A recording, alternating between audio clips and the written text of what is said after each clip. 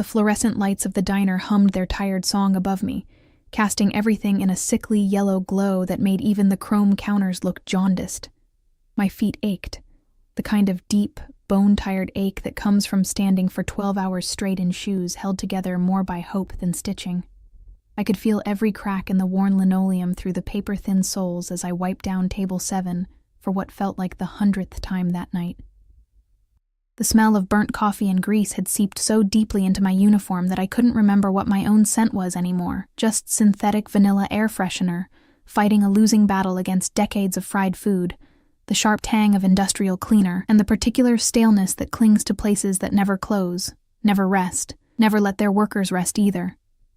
"Emma, table 12 needs refills." Gary's voice cut through my exhaustion, and I nodded automatically, grabbing the coffee pot with hands that had long since stopped feeling the heat through the handle. 3 a.m. The dead hour. The hour when the city held its breath between the drunks stumbling home and the early risers heading to work. The hour when I felt most invisible, most forgotten, just another shadow moving through shadows. My phone buzzed in my apron pocket as I poured coffee for a trucker who didn't look up, didn't say thank you, didn't see me at all. I was a ghost in a grease-stained uniform. And that was fine. Being invisible meant being safe. Being overlooked meant being left alone. But invisibility didn't pay the bills. I pulled out my phone in the back room during my break, slumping against the wall beside boxes of paper napkins and industrial-sized ketchup containers. My daughter's face smiled up at me from my lock screen. Lily, 5 years old, gap-toothed and perfect, staying with my mother tonight like she did every night I worked the graveyard shift. The text from my ex, Marcus, glared up at me. "Can't make the child support this month. Got some debts to handle. You understand?" I didn't understand. I never understood how a man could create a life and then treat that responsibility like an optional subscription he could cancel when inconvenient. But anger was a luxury I couldn't afford, and tears had stopped coming months ago. My finger hovered over his contact. I wanted to scream at him, to demand he be a father, to tell him that our daughter asked about him every single day. Instead, I found myself typing something else entirely, something I'd never had the courage to say to his face. "Baby, I need you tonight. I can't do this alone anymore, please." My thumb trembled over the send button. Pathetic. Desperate. Everything I'd sworn I'd never be again after he left. But exhaustion makes you stupid. Makes you reach for things you know will only hurt you more. I pressed send.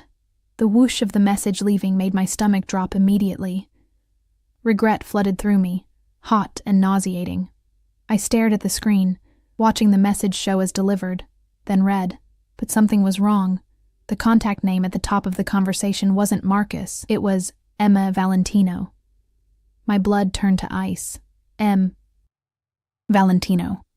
The customer from last week. The man in the expensive black suit who'd left a $100 tip on a $12 check, and whose business card I'd saved in my phone because you didn't throw away opportunities, even when they came from men whose eyes held secrets dark enough to drown in.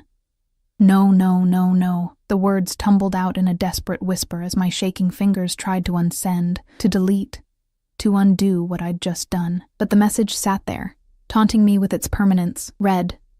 Seen. Irreversible. 3 dots appeared at the bottom of the screen. He was typing. My heart hammered against my ribs so hard I thought they might crack. The back room suddenly felt smaller, the walls pressing in, the smell of grease and desperation suffocating. I couldn't breathe, couldn't think, could only stare at those 3 dots that pulsed like a countdown to disaster. The dots disappeared, then reappeared, then disappeared again. My hands were shaking so badly I nearly dropped the phone. What had I done? Men like Monsieur Valentino, men who wore suits that cost more than my yearly salary, who moved through the world like they owned it, who left tips that made my manager's eyes bulge. Those men didn't receive desperate, vulnerable texts from broke waitresses at 3 a.m. Those men didn't respond to weakness with kindness. The phone buzzed in my palm, and I almost screamed. Address. Just one word. A command, not a question. No punctuation, no warmth, just stark expectation typed in a way that suggested he was used to being obeyed without explanation. My fingers froze. Every instinct screamed at me to ignore it, to block the number, to pretend this never happened.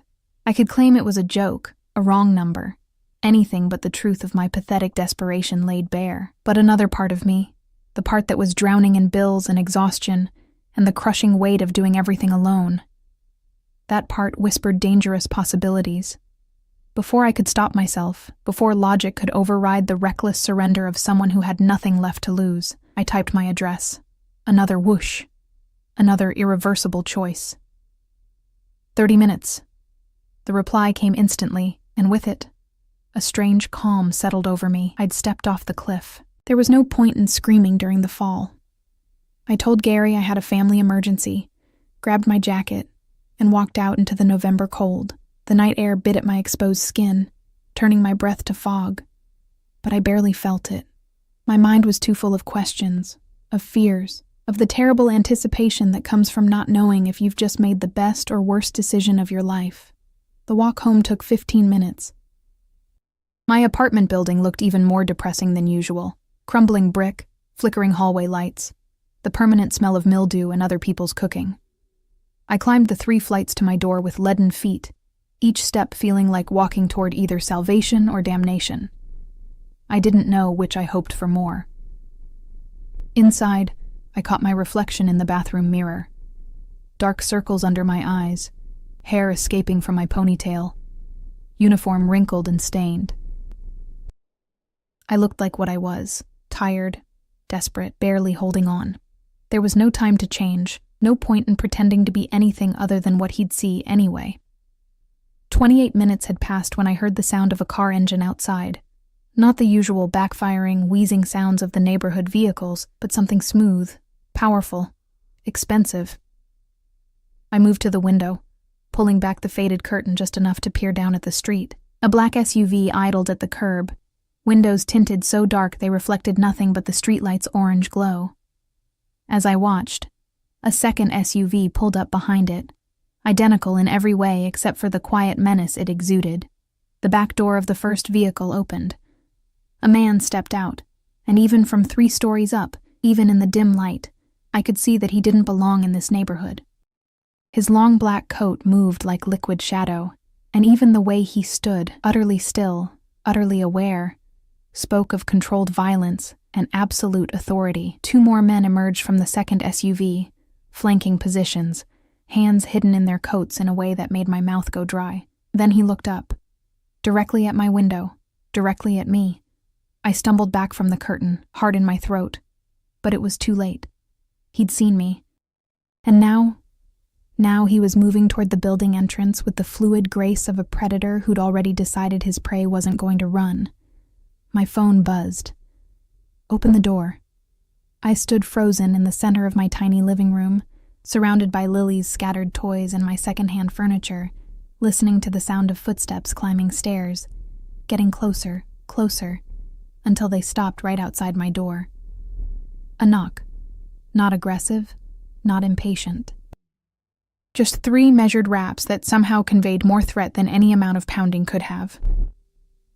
My hand reached for the doorknob before my brain could override it. Some part of me, maybe the part that had already surrendered, already fallen, needed to see what happened next. I opened the door. Monsieur Valentino stood in the hallway, and up close, he was devastating. Not handsome in any conventional sense. His features were too sharp, too severe, carved from something harder than flesh. His jaw was defined in a way that suggested clenching, control, barely contained force. Dark hair swept back from a face that might have been beautiful if it weren't so terrifying. But his eyes, God, his eyes, they were the color of smoke and steel, cold and assessing, taking in every detail of me, my apartment, my life in a single sweeping glance that felt like being X-rayed, stripped, seen in a way I'd never been seen before. The scent hit me then, expensive cologne underlaid with something darker, something like gunpowder and cedar and power. It filled the doorway, filled my lungs, made my head spin. Behind him in the hallway, I could see the 2 men from the SUV taking positions at either end of the corridor. Guards, protection, or perhaps just witnesses to whatever was about to happen. You're going to invite me in, Emma. His voice matched everything else about him. Low, controlled, with an accent I couldn't quite place. Italian, maybe. Russian. Something that came from money and violence in equal measure. He knew my name. Of course he knew my name. How did you invite me in? Not a request.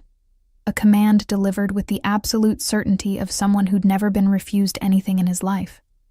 I stepped back, and he moved forward, entering my space, my home, my life with the inevitability of a storm that had been building on the horizon for weeks.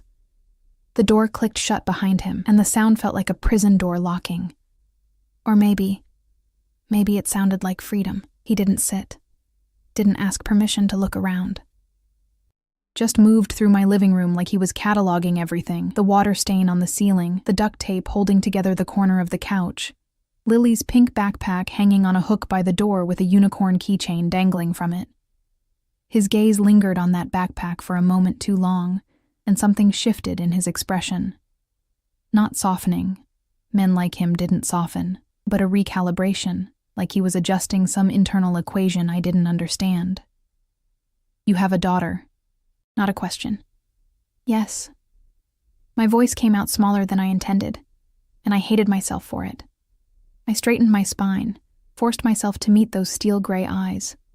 She's with my mother tonight. He nodded once, as if confirming something he already knew. Of course he already knew. Men who traveled with armed escorts didn't walk into situations blind. The text, he said, turning to face me fully. The space between us felt charged. Dangerous, like the air before lightning strikes. It wasn't meant for me. No. There was no point in lying. It was meant for my ex, Marcus. I stopped, swallowing hard against the humiliation rising in my throat. I made a mistake. You saved my contact as M. Valentino. He took a step closer, and I fought the urge to retreat. Why? You left me your card, last week at the diner. You said if I ever needed anything, I meant if you needed a job, Emma. A real job. Another step. He was close enough now that I could see the tiny scar above his left eyebrow, the shadow of stubble along his jaw. Not whatever desperation made you send that text to a man who clearly doesn't deserve it. The unexpected gentleness in his voice, or maybe not gentleness but something adjacent to it, made my eyes burn. I blinked rapidly, refusing to cry in front of this stranger who somehow felt like the most dangerous person I'd ever met. I know it was stupid, I whispered. I know I shouldn't have. Show me your phone. I blinked. What? Your phone. Show me the messages with him, with Marcus. Every instinct screamed at me to refuse, to maintain some shred of dignity, some boundary between my catastrophic personal life and this man who radiated controlled violence. But those eyes, they weren't cruel. They were calculating, yes, and cold. But beneath that ice was something that looked almost like fury. Not at me. For me. My hands shook as I pulled out my phone and opened the messages with Marcus. Months of ignored requests, broken promises, excuses that grew more elaborate and less convincing with each iteration. I handed it to Monsieur Valentino, watching his face as he scrolled through my humiliation, my desperation, my pathetic attempts to make a deadbeat father care about his own child. His jaw tightened with each message. The muscle there jumped, flexed, like he was physically restraining himself from something violent. He owes you money. Still not a question. Child support. But it's fine. I can... How much? It doesn't matter. How much, Emma? His voice dropped lower, took on an edge that made my stomach flip. Command and promise wrapped together in 3 words. $4,200. But really, I shouldn't have... He pulled out his own phone, typed something with quick, efficient movements, then pocketed it again. Less than 30 seconds. Whatever he'd just done, it was already in motion. You'll have it by morning. I stared at him. I can't accept. You're not accepting anything. He's paying what he owes you. Monsieur Valentino handed my phone back, his fingers brushing mine for just a moment. Even that brief contact sent electricity shooting up my arm. Plus interest for making you beg. How are you going to... I stopped, because suddenly I understood the way he moved, the guards outside, the absolute certainty in his voice when he made promises. Oh God, You're going to hurt him. I'm going to have a conversation with him about responsibility. He said it so calmly, like discussing the weather, about what happens to men who abandon their children and ignore their obligations. I should have been horrified, should have told him no, told him to leave, called the police. But instead, a dark satisfaction unfurled in my chest, warm and terrible and shamefully sweet. Why? The question escaped before I could stop it. Why do you care? You don't even know me. He was quiet for a long moment, studying me with those smoke-colored eyes that seemed to see everything I was trying to hide. Finally, he reached out slowly, giving me time to pull away, and tucked a strand of hair behind my ear. His fingers were warm against my temple, surprisingly gentle for hands that I suspected had done terrible things. My father walked out when I was 6, he said quietly. Left my mother with nothing. 3 kids, no money, no options. I watched her destroy herself, trying to keep us fed, keep us alive. His hand dropped, but his eyes held mine captive. I watched her become invisible, just like you're trying to be. And I swore that when I had power, when I had resources, I would never let another woman suffer that way if I could prevent it. The confession hung between us, raw and unexpected. This man, this dangerous, powerful man, had just shown me a wound I suspected he rarely acknowledged. I'm sorry, I whispered, about your mother. Don't be sorry. Be smart. He stepped back, putting professional distance between us again. But something had changed. Some barrier had cracked. The job offer is still open. I own several legitimate businesses. Restaurants, a hotel, a security company. You're clearly intelligent, hardworking. You deserve better than this. He gestured around my apartment, but there was no judgment in the movement. Just stating facts. What kind of work? Suspicion crept into my voice despite myself. I won't do anything illegal. Something that might have been amusement flickered across his face. I'm not asking you to. I need someone to manage the front office at my security company. Answer phones, schedule appointments, handle basic bookkeeping. Standard office work. $25 an hour. Health insurance, daycare assistance. $25 an hour. I was making $9.50 at the diner. That's too much, I heard myself say. For office work. That's what competent work is worth. What you're making now is exploitation. He pulled out another business card, this one cream-colored, embossed with gold lettering. Think about it. But Emma? Yes? Don't send desperate texts to men who don't deserve them. And don't work yourself to death for people who see you as disposable. He moved toward the door, then paused, looking back at me over his shoulder. You're not invisible, not to me. Then he was gone, leaving only the scent of expensive cologne and the business card burning a hole in my palm. I stood frozen in my living room for what might have been minutes or hours, my mind spinning. What had just happened? A mafia boss, because that's what he clearly was, despite the talk of legitimate businesses, had just offered me a job, had just promised to collect money from my ex, had just looked at me like I was something worth seeing. My phone buzzed. A text from an unknown number. This is Marcus. I'll have the money to you by 9 a.m. All of it. I'm sorry for being a deadbeat. That won't happen again. I read it 3 times, trying to reconcile the terrified, formal tone with the Marcus I knew, the one who couldn't be bothered to respond to texts about his daughter's birthday or school events. Another text from Monsieur Valentino's number. Sleep well, Emma. We'll discuss the job tomorrow. I didn't sleep. How could I?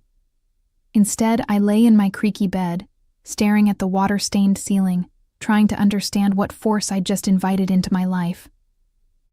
Because that's what he was, a force. Inevitable, powerful, dangerous. And I was terrified by how much I wanted to surrender to it. Morning came gray and cold. I'd maybe dozed for an hour, my dreams full of smoke-colored eyes and the scent of cedar and gunpowder.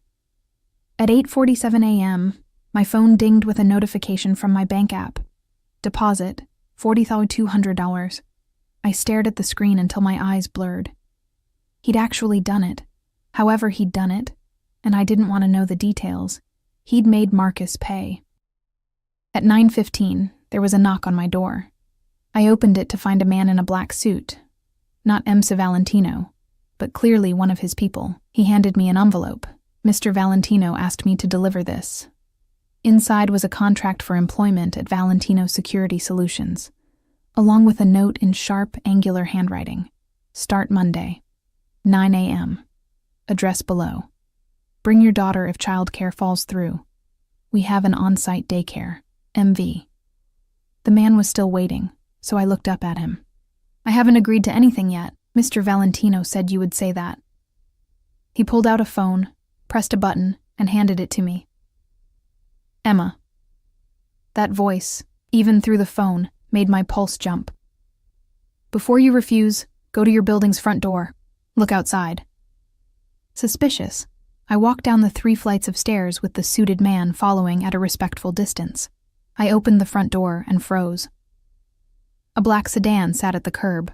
Nice, but not ostentatious. And standing next to it, looking up at my building with an expression I'd never seen before, was Marcus. He looked terrified, but more than that, he looked like he'd seen God, or maybe the devil, and learned fear for the first time in his life. When he saw me, he actually flinched. Emma! He rushed forward, stopping a careful distance away like he was afraid to get too close. I'm so sorry. For everything. I've been a terrible father, a terrible person. I'm going to do better. I swear I'm going to do better. I'll have the support payments on time from now on. Every month, and I'd like to see Lily if you'll let me. Supervised, whatever you want. I'm so sorry. I'd imagined this moment 1,000 times. Imagine Marcus finally taking responsibility, finally apologizing, finally being the father our daughter deserved. I'd imagined feeling vindicated, triumphant, relieved. But standing there, looking at his pale face and shaking hands, all I felt was cold certainty. This wasn't genuine remorse. This was terror. Monsieur Valentino had put the fear of God, or the fear of himself, into Marcus so thoroughly that my ex had transformed overnight into a model of parental responsibility. I should have been disgusted, should have sent Marcus away, rejected this forced redemption. Instead, I thought of Lily, of her asking where her daddy was, why he didn't want to see her, if she'd done something wrong to make him leave. Supervised visits, I heard myself say, once a week to start, through my mother's house. And if you miss one payment, one visit, one chance to be there for her, you'll never see her again. Understand? Yes, I understand. Thank you, Emma. Thank you so much. I turned and walked back inside without another word, the suited man following. At the top of the stairs, he handed the phone back to me. Did you see? Monsieur Valentino's voice was quiet, almost gentle. I saw. And the job? I closed my eyes, standing in the dingy hallway of my apartment building, holding a phone connected to a man who could apparently reshape reality with a few orders, a man who'd looked at my broken life and decided to fix it without asking permission, a man who made me feel seen for the first time in years. I'll start Monday, I whispered. Good. I could hear the satisfaction in his voice. I'll send a car for you, 8:30. I can take the bus. Emma. Just my name, said in that tone that brooked no argument. Let me take care of you, please. And there it was. The truth beneath everything else. This wasn't just about a job, wasn't just about helping a struggling single mother. This was about possession. He'd decided I was his to protect, his to provide for, his to keep. And God help me, I wasn't sure I wanted to stop him. The weekend passed in a strange fog of anticipation and dread.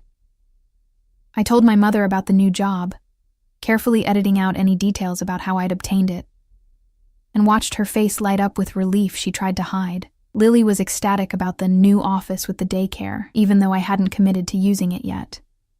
But Saturday night, alone in my bed after tucking Lily in, I let myself Google M. Valentino. I shouldn't have. Ignorance might have been safer, might have let me pretend this was just a generous businessman with a soft spot for struggling mothers, but I needed to know what I was walking into. The search results painted a picture that made my blood run cold and hot simultaneously. Matteo Valentino, 34 years old, owner of multiple legitimate businesses across the city. But beneath the carefully curated public image, there were whispers, rumors, carefully worded news articles about alleged organized crime connections, and under investigation, and no charges filed. There were photos, too. Him in expensive suits at charity galas, always with a beautiful woman on his arm who looked temporary, disposable. Him leaving courthouses with lawyers flanking him like guard dogs. Him at a restaurant opening, cutting a ribbon while men in dark suits watched the crowd with predatory awareness.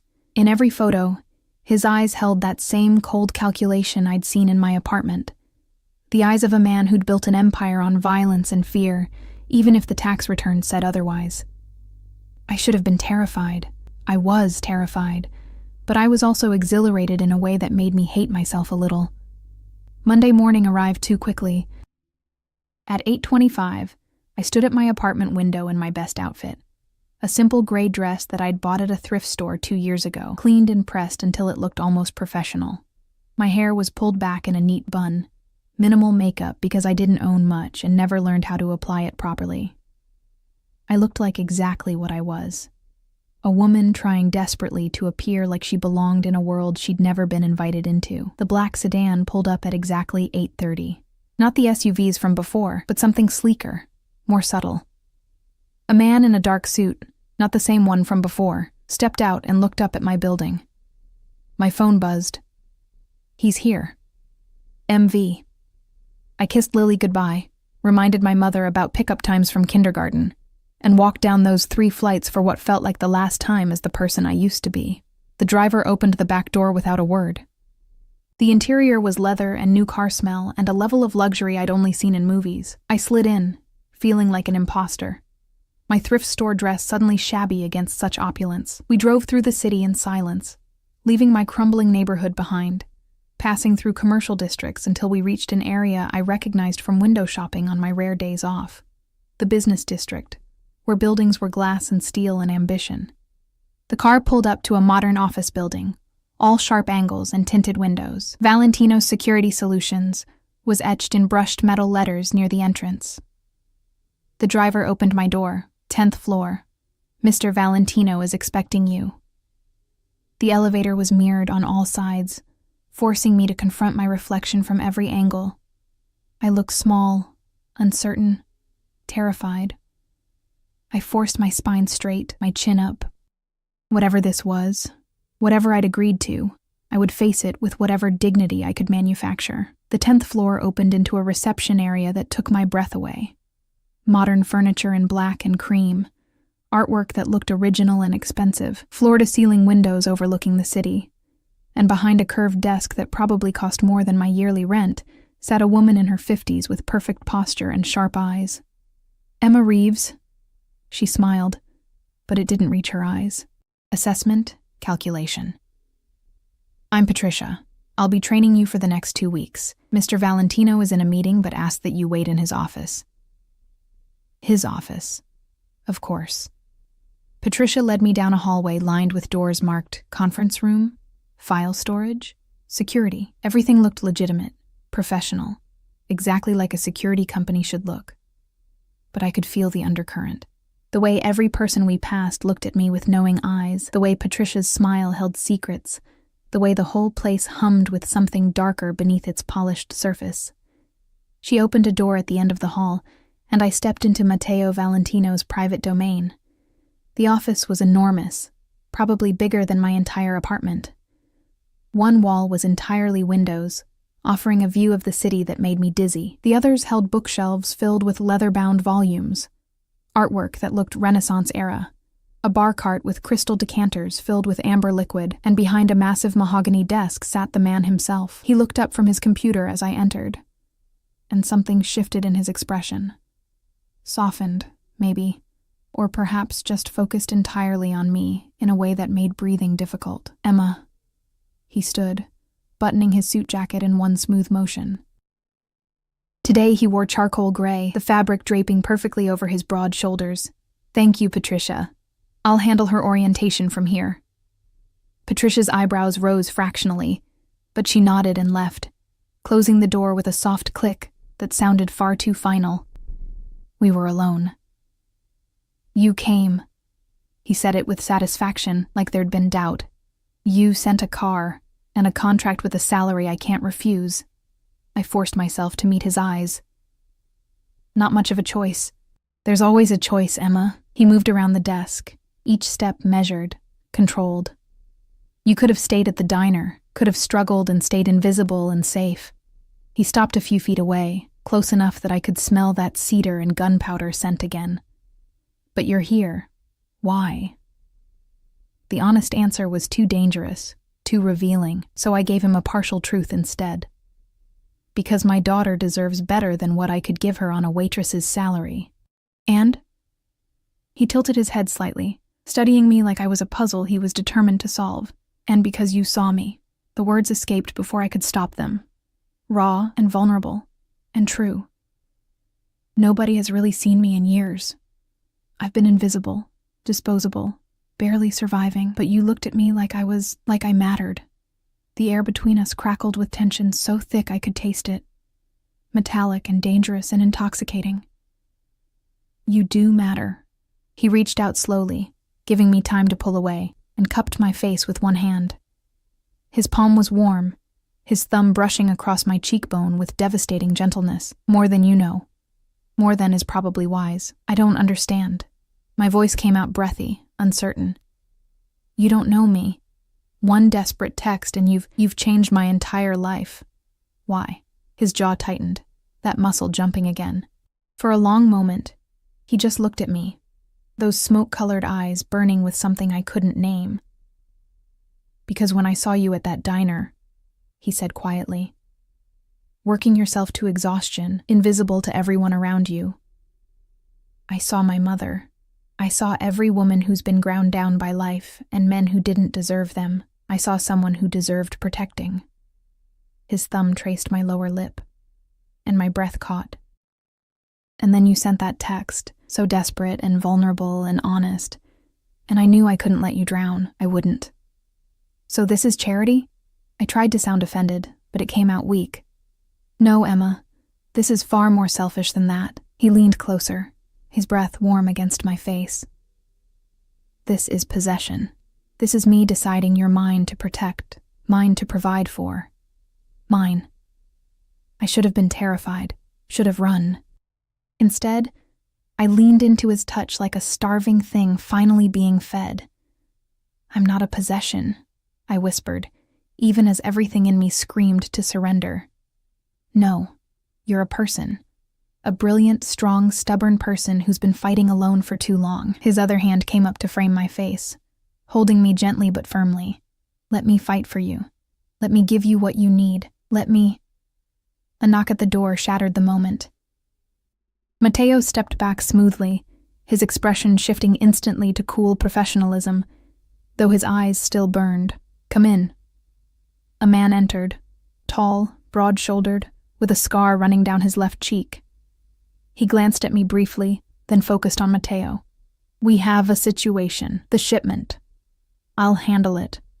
Mateo's voice was cold now, businesslike. The gentleness from moments ago had vanished like it never existed. Give me 10 minutes. The man nodded and left. Mateo turned back to me, and I saw the walls coming up, the professional distance reasserting itself. Patricia will handle your training today. Learn the systems, the procedures. I'll check on you this afternoon. What kind of situation? The question escaped before I could stop it. What shipment? His expression darkened. The kind you don't ask about if you want to keep working here. Understand? It should have sounded like a threat. Instead, it sounded like protection. Him trying to keep me separate from the darkness he operated in.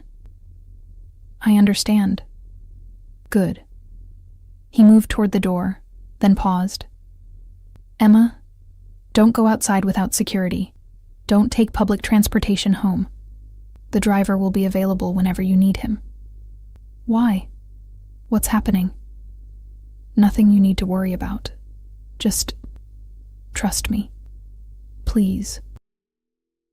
Then he was gone, leaving me alone in his enormous office, surrounded by luxury and books and artwork, feeling more confused and terrified and alive than I had in years. The rest of the day passed in a blur of training. Patricia was efficient, professional, and clearly had her own theories about why the boss had personally hired me. The work itself was straightforward: answering phones, scheduling appointments, managing files. Legitimate business for a security company that also provided private consultations and asset protection services. I didn't ask what those euphemisms meant. I didn't want to know. But I noticed things. The way everyone deferred to Matteo when he passed through the office, not with employee respect, but with something closer to fear. The way conversations stopped when I entered rooms. The way security cameras covered every angle, every entrance, every blind spot. This wasn't just a security company. It was a fortress, and I was now inside its walls. At 4:30, Patricia informed me I was done for the day. "Your driver is waiting downstairs. Same time tomorrow."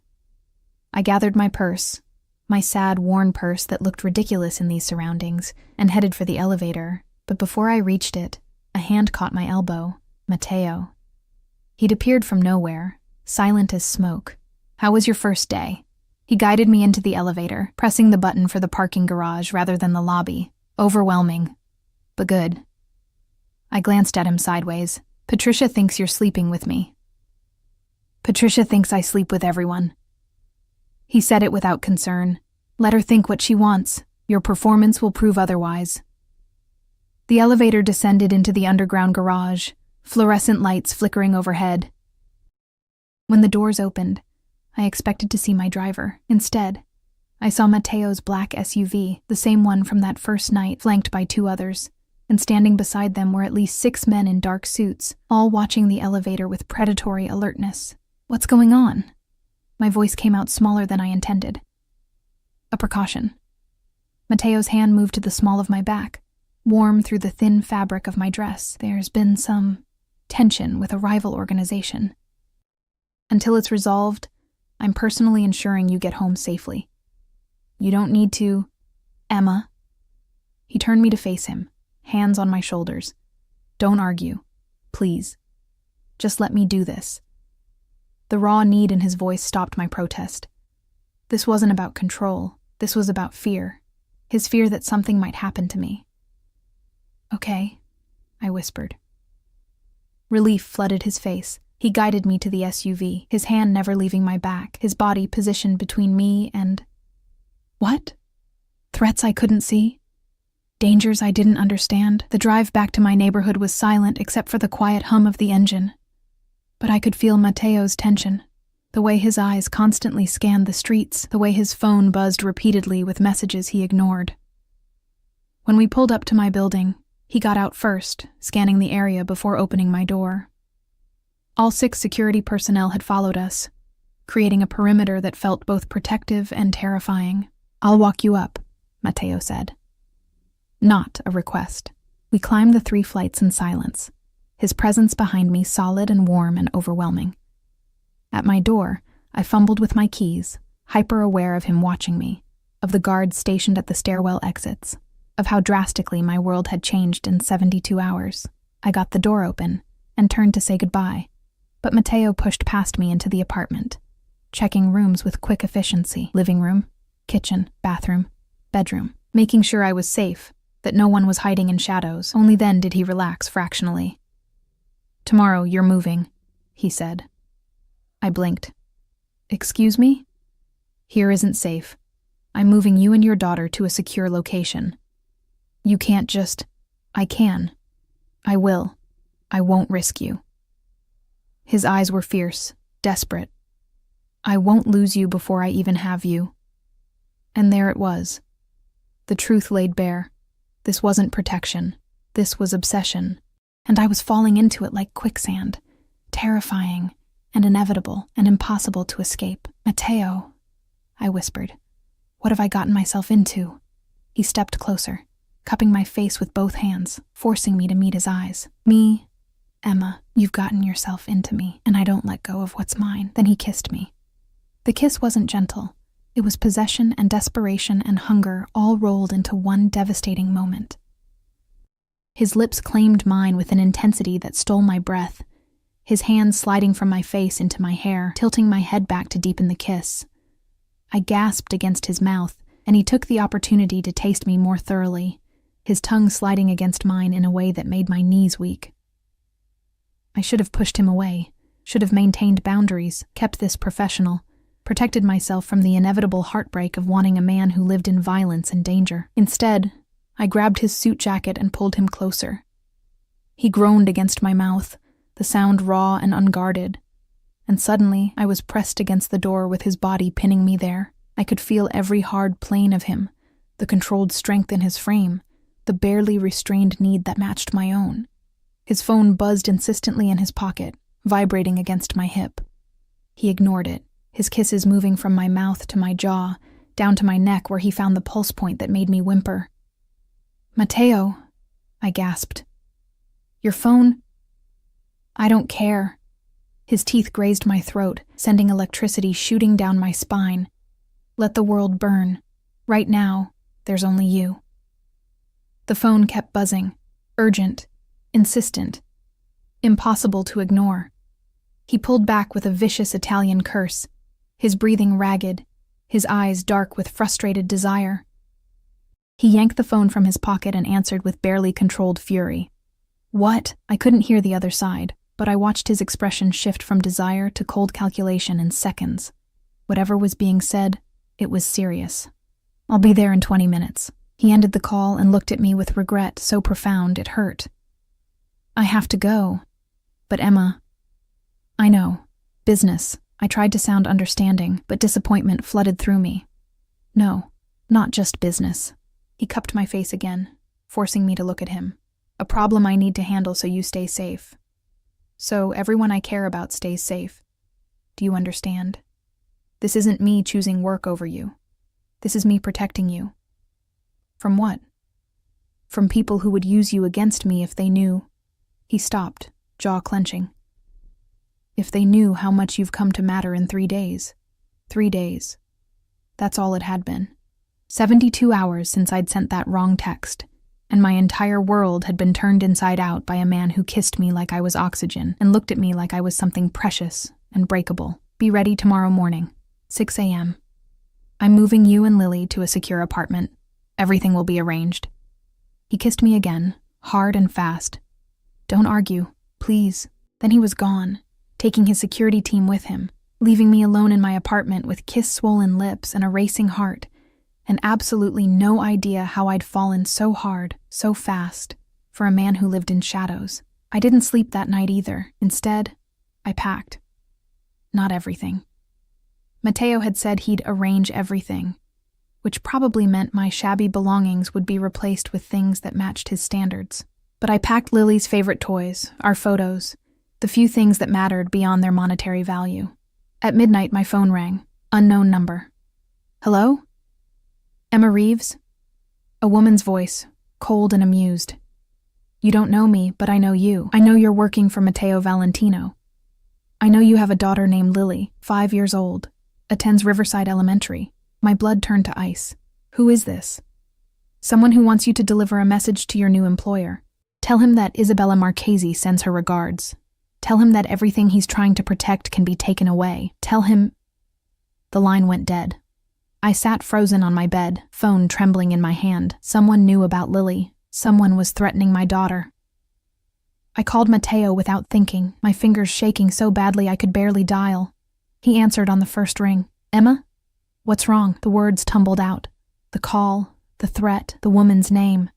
By the time I finished, I was crying, panic clawing at my throat. "Listen to me very carefully." His voice was deadly calm, which somehow made it more terrifying.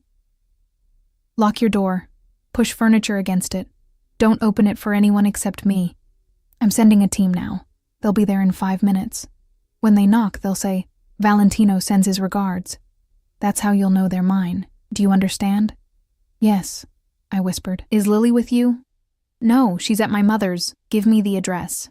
Now." I did, hating how my voice shook, hating the fear that had wrapped around my chest like a vice. "I'm sending people there too. Your mother and daughter will be brought to you within the hour." "Emma?" His voice softened slightly. "This is my fault. Isabella is..." She's someone from my past. Someone who wants to hurt me by hurting what's mine.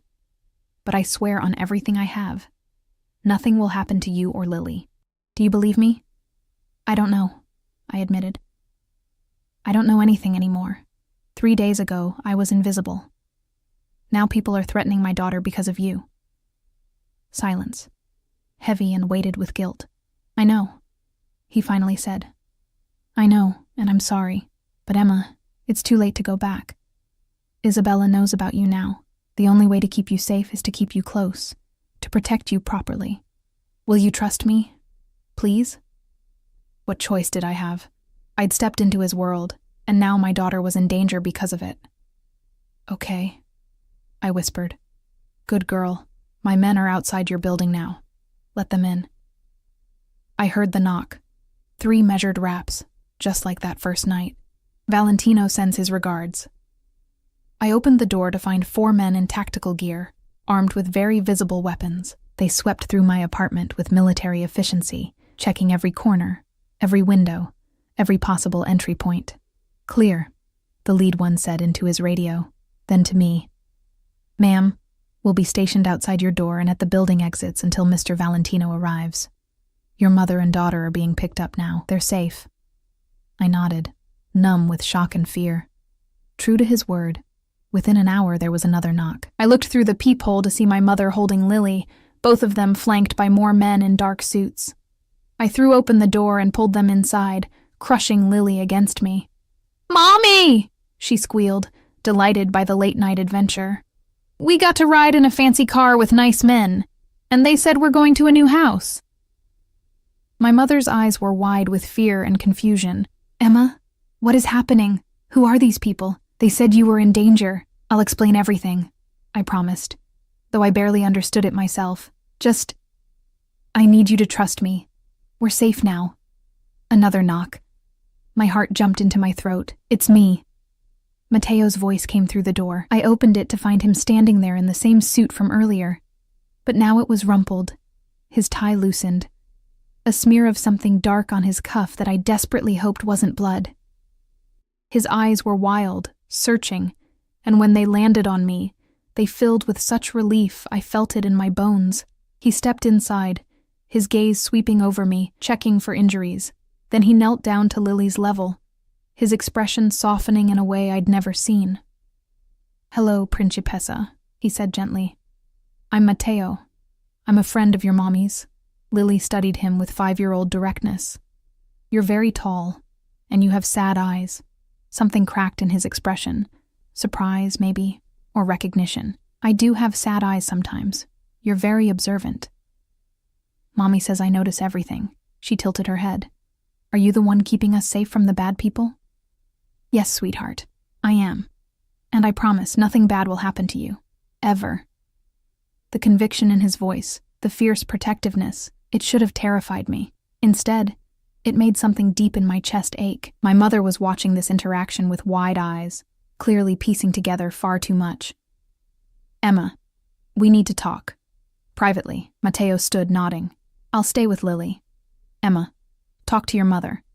But we leave in 20 minutes. Everything is ready. I led my mother into the bedroom, closing the door. Is he who I think he is? She hissed. Emma, please tell me you haven't gotten involved with Matteo Valentino. Please tell me you're not that foolish. You know who he is? Everyone knows who he is. He's dangerous, Emma. His family, they're criminals. Organized crime. The kind of people who disappear their problems. She grabbed my hands. What were you thinking? I was thinking that I was drowning. The words burst out of me, raw and angry. I was thinking that I couldn't pay rent. Couldn't feed my daughter properly. Couldn't keep working 16-hour days and still make ends meet. He offered me a way out, and I took it. And now someone is threatening Lily because of him. I know. Tears burned my eyes. I know, Mom. But I can't go back. It's too late. He's right. Now that they know about us, the only way to stay safe is to stay with him, under his protection. My mother's face crumpled. Oh, Emma, what have you done? What I had to do to survive, I whispered. What I had to do to give Lily a better life. But at what cost? I didn't have an answer for that. 20 minutes later, we were in Mateo's SUV, driving through the city toward an address I didn't recognize. Lily had fallen asleep in my lap, exhausted by the adventure. My mother sat stiffly beside me, radiating disapproval and fear. Mateo sat in the front passenger seat, his phone constantly buzzing with updates. I could hear fragments of his conversations, terse, cold, commanding. He was hunting Isabella Marchesi, I realized. Hunting whoever had dared to threaten us. We pulled up to a luxury high-rise in one of the city's most expensive neighborhoods. The building was all glass and steel, with a doorman and security desk, and the kind of elegance that made my thrift store dress feel even shabbier. Penthouse, Mateo said, guiding us to a private elevator that required a key card. 3 floors, full security system, panic room, guards stationed on the floor below. You'll be safe here. The elevator opened directly into the apartment, and I stopped breathing. It was enormous. Floor-to-ceiling windows offering a view of the entire city, glittering like stars below us.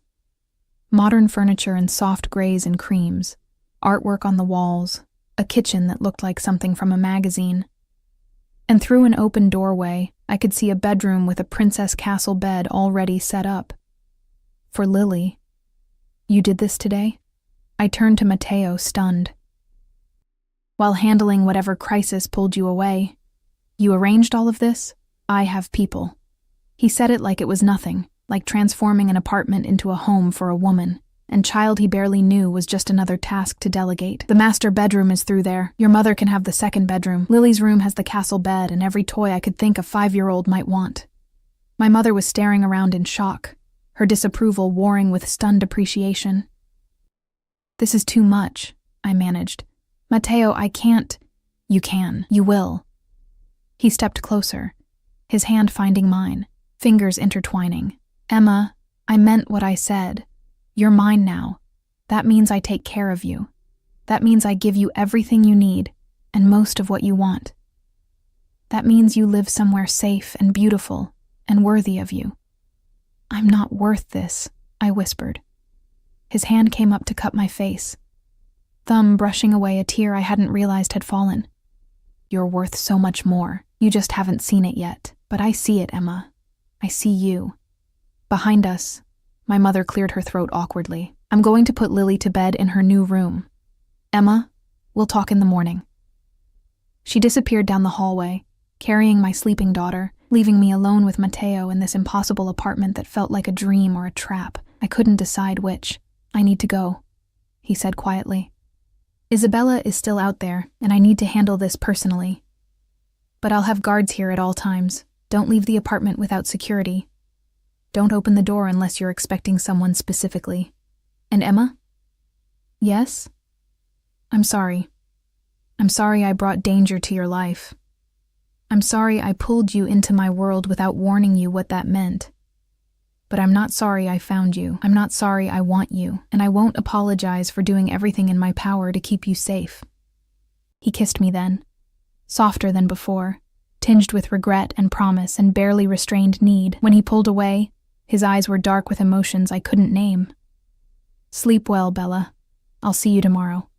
Then he was gone, leaving me in a penthouse apartment that cost more than I'd earn in a lifetime, surrounded by luxury I'd never imagined. Trapped in a gilded cage by a man who terrified and captivated me in equal measure. I walked to the windows and looked out at the city below, glittering and beautiful and full of shadows, where men like Mateo operated. And I wondered if I'd been saved or captured, or if, maybe, they were the same thing. I didn't see Mateo for 3 days. 3 days of living in luxury that felt increasingly like a prison, no matter how beautiful the bars.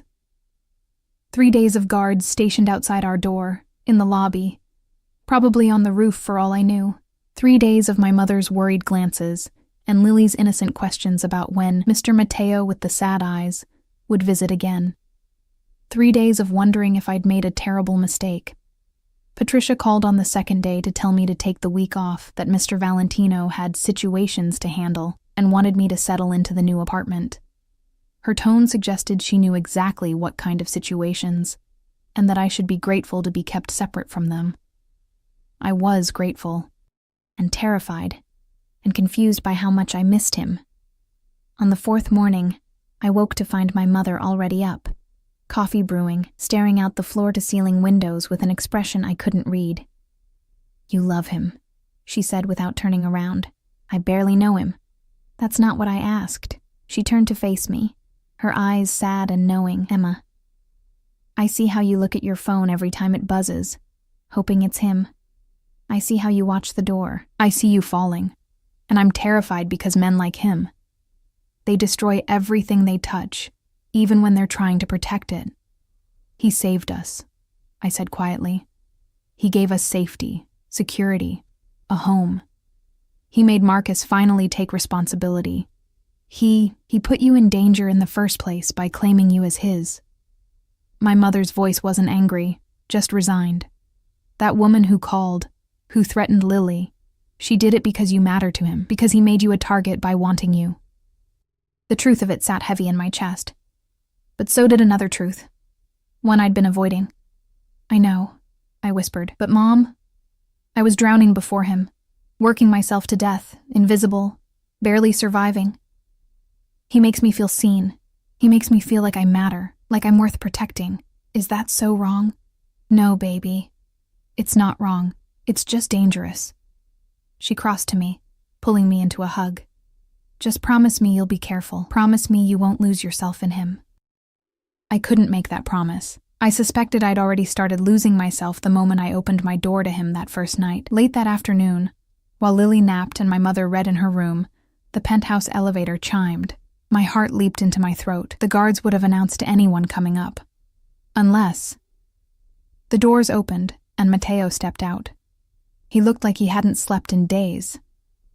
His suit was immaculate, but his eyes were shadowed, his jaw dark with stubble, his expression carved from exhaustion and something darker. When he saw me, everything in him seemed to collapse inward with relief. "Emma." Just my name, spoken like a prayer. "You look terrible," I said, which wasn't what I'd meant to say at all. I'd meant to demand answers, to ask about Isabella, to maintain some dignity and distance. Instead, I crossed to him, and he caught me in his arms, burying his face in my hair, breathing me in like I was oxygen, and he'd been drowning. "I'm sorry," he murmured against my temple. "I'm sorry I disappeared. I had to handle things. Had to make sure." He pulled back to look at me, his hands framing my face. "Isabella is gone. She won't be a threat anymore. You're safe now. Lily is safe." I didn't ask what gone meant. I didn't want to know the specifics of what he'd done to protect us. 3 days, I whispered. 3 days without a word. I know. I couldn't risk contacting you, couldn't risk anyone tracing communication back to you while I was handling things. But Emma, every second, you were all I thought about. Getting back to you. Making sure you were safe. Making sure... He stopped, his jaw clenching. "Making sure I didn't lose you before I even had you." "You don't have me," I said. But it came out weak, unconvincing.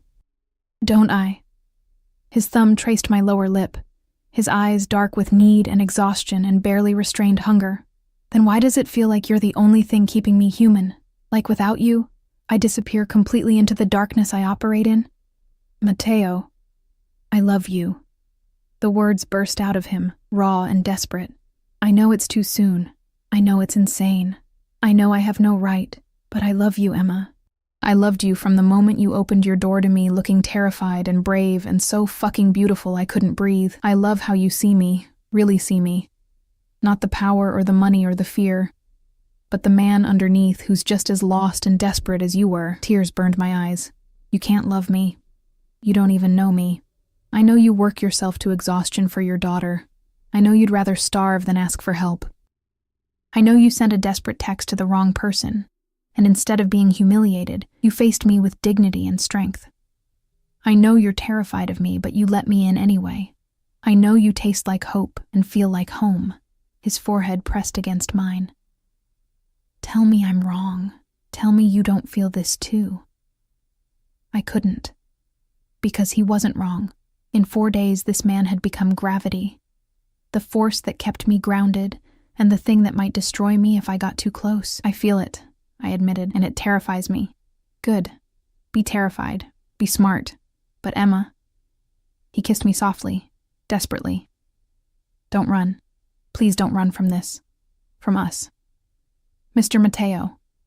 We broke apart to find Lily standing in the hallway, rubbing sleep from her eyes, her face lighting up when she saw him. You came back. Mommy said you were busy with important things, but I knew you'd come back. Mateo's expression transformed. All the cold, hard edges melting into something achingly gentle. He crouched down to her level. Of course I came back, Principessa. I made you a promise, didn't I? To keep you and your mommy safe. I always keep my promises. Can you stay for dinner? Grandma is making pasta, and Mommy says I can have 2 desserts because we're celebrating our new house. He glanced at me, question in his eyes. I should have said no. Should have maintained boundaries, kept him at arm's length until I understood what this was, what we were becoming. Instead, I nodded. Relief and joy flooded his face. Emotions I suspected he rarely let himself feel. I would love to stay for dinner. Dinner was surreal. Matteo Valentino, alleged crime boss, sitting at our table eating my mother's pasta, and listening to Lily's rambling stories about kindergarten with the patience of a saint. My mother watched him with wary assessment, clearly torn between maternal protectiveness and grudging appreciation for how gentle he was with Lily. And I watched him transform. The cold, controlled man who commanded fear and respect melted into someone softer, someone who laughed at Lily's jokes and complimented my mother's cooking, and looked at me across the table with eyes full of promises I wasn't sure I should believe. After dinner, he insisted on doing the dishes while my mother put Lily to bed. We stood side by side at the sink, this powerful, dangerous man with his sleeves rolled up, drying plates while I washed, in comfortable silence that felt more intimate than any kiss. Thank you, I said quietly. For dinner, for being gentle with her, for Emma. He set down the plate he was drying and turned to face me. You don't need to thank me for treating your daughter with kindness. She's incredible. Brave and bright, and so much like you, it hurts. She asked me yesterday if you were going to be her new daddy. The words escaped before I could stop them. Mateo went very still. What did you tell her? That you were my friend, that you were helping us, that... I stopped, swallowing hard. That I didn't know what you were to us yet. And now? He stepped closer, soap bubbles still clinging to my hands as he took them in his. Do you know now? I know that I'm falling for you, and it terrifies me. I know that you've turned my entire world upside down in less than a week. I know that you're dangerous and violent and everything I should run from. I looked up at him, letting him see everything I felt, and I know that I don't want to run. I want to fall, even if it destroys me. The kiss he gave me was different from the others. Slower, deeper, full of promise and possession, and the kind of desperate tenderness that comes from finally admitting the truth. When we broke apart, both breathless, he rested his forehead against mine. I will never hurt you intentionally. I will protect you with everything I have. I will give you and Lily the life you deserve. But Emma, I need you to understand what choosing me means. Tell me. It means you'll always have guards. It means there will always be danger lurking at the edges. It means you can never be truly invisible again, because being mine makes you visible to everyone. My allies, my enemies, everyone. It means accepting that the man you love operates in darkness, even as he tries to keep you in the light. And if I can accept that? I asked. If I choose you anyway? His arms came around me, pulling me close, his face buried in my hair. Then I spend the rest of my life proving you made the right choice. I spend every day earning the gift of your trust. I become the man Lily thinks I am when she looks at me with those innocent eyes. Someone worth believing in. You already are, I whispered. You just don't see it yet. 3 months later, I stood in the same penthouse, but everything had changed. My mother had moved into a safer apartment nearby, one Mateo had arranged and refused to let her pay for. Marcus saw Lily every Saturday under supervised visitation, terrified into being the father he should have been from the start. And I had transformed from an invisible waitress into someone who managed Mateo's legitimate businesses with efficiency that surprised even Patricia. But more than that, I'd become his. Not in the possessive, controlling way I'd feared, in the way that mattered, the way of partnership, of being seen and valued and loved with an intensity that still took my breath away. He'd been right about the danger. There had been 2 more incidents, attempts by rivals to use me as leverage. Both had been handled swiftly, violently, and I'd learned not to ask for details. I lived in a strange duality now, managing spreadsheets and appointments by day, while armed guards ensured my safety, loving a man who was gentle with my daughter, but ruthless with his enemies. The elevator chimed, and Lily ran to greet Matteo as he emerged, squealing when he scooped her up and spun her around. "Mommy, Mr. Matteo brought flowers again. He always brings flowers on Fridays." He set her down and crossed to me, pressing a kiss to my temple as he handed me a bouquet of white roses, my favorite, which he'd learned within the first week. "How was your day, Bella?" His hand settled on my waist, warm and possessive and home. "Busy. The restaurant's quarterly reports need your signature, and Patricia says the hotel needs new security protocols installed. Later."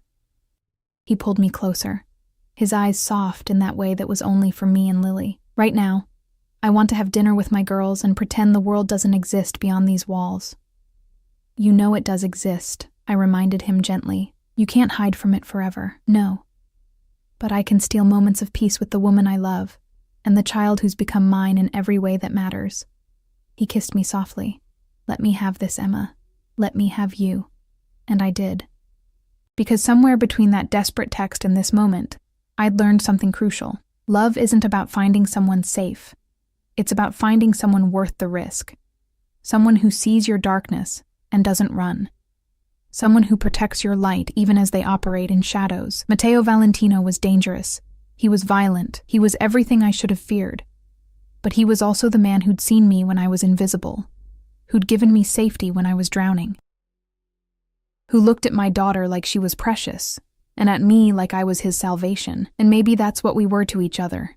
Salvation and damnation wrapped together so tightly, they became the same thing. That night, after Lily was asleep and the city glittered below us like fallen stars, Matteo pulled me onto the balcony.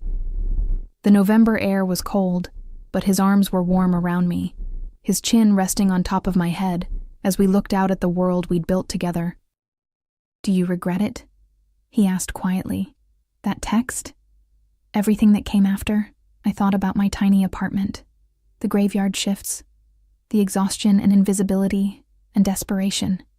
I thought about the danger and the fear and the violence lurking at the edges of our beautiful life. Then I thought about Lily's laughter, my mother's relief, the way Matteo looked at me like I was his entire world, the way I'd learned to breathe again, to believe I deserved more, to understand that being seen, truly seen, was worth any risk. "No," I whispered, turning in his arms to look up at him. "I don't regret it. Not for a second." "Good." He kissed me slowly, thoroughly, with the kind of possessive tenderness that made my knees weak. "Because you're mine now, Emma Reeves. For as long as you'll have me. For as long as I'm breathing. Longer if I can manage it." "That's a very long time," I teased, even as tears pricked my eyes. "Not nearly long enough." His hand came up to cup my face, thumb brushing away a tear that had escaped. "I love you. I will always love you. You and Lily. You're my family now, my home, the light in all my darkness." "I love you too," I said, and meant it with every fiber of my being. "Even though you're terrifying and possessive and probably clinically obsessed with protecting me." "Definitely clinically obsessed." He grinned, rare and beautiful and devastating. "But you knew what you were getting into when you sent that text." "I sent it to the wrong person," I reminded him. "No, Bella." He pulled me closer, his lips brushing mine. "You sent it to exactly the right person. You just didn't know it yet." And as he kissed me under the stars, in a penthouse paid for by money I didn't ask about, surrounded by guards protecting us from threats I barely understood, I realized he was right. That desperate, vulnerable text had been meant for someone who didn't deserve it. Instead, it had found someone who did, someone who'd looked at my brokenness and decided to protect it, someone who'd seen my strength and decided to nurture it, someone who'd taken my desperation and transformed it into something beautiful and terrifying and real. I'd sent a text to the wrong person and found exactly who I needed. 6 months later, Lily stood in a flower girl dress, scattering rose petals down an aisle while my mother cried happy tears. And I walked toward a man who'd transformed from stranger to savior to soulmate, wearing a ring that caught the light and promised forever. "You look beautiful," Mateo whispered as I reached him, his eyes suspiciously bright. "You look happy," I whispered back. Like the sad eyes Lily noticed are finally smiling, because of you, because of her. Because you both taught me that love isn't weakness. It's the strongest thing I have. He took my hands, his grip warm and steady and sure. "Ready to officially become mine? I've been yours since the moment you walked through my door," I admitted. "This is just making it official." And as we said our vows, surrounded by people who'd become family and guards who'd become friends, I thought about that desperate night 4 months ago. About exhaustion and invisibility, and a text sent to the wrong number. About how the worst mistakes sometimes lead to the best destinations. About how sometimes being saved and being captured are exactly the same thing. About how love, real, terrifying, all-consuming love, doesn't care about timing or logic or whether it makes sense. It just is. And that was enough. More than enough. It was everything.